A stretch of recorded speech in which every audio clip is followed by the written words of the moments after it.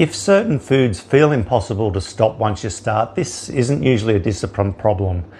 This is where a lot of men miss what's really driving food cravings.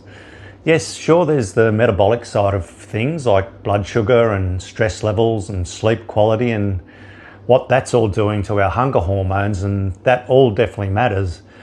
But there's another layer that trips some men up, and that's trigger foods.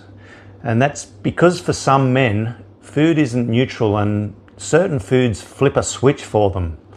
And once that switch is flipped, cravings get louder and the food noise increases and control starts to slip, even if everything looks on plan. That's why honesty matters. You have to be willing to admit which foods take you down, and it's not always junk food. Sometimes the trigger foods are technically healthy. They can be foods like nut butters and muesli and things like that, smoothies, and they work fine for one person, but another, they quietly drive cravings and end up in overeating.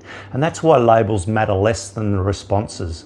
If we pay attention to these responses, we notice which foods increase cravings and overeating, and then we can remove them.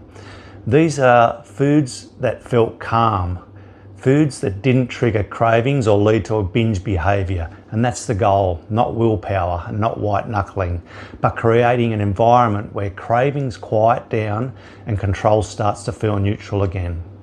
If this was useful, then follow me for clear physiology-based insights on craving and appetite control.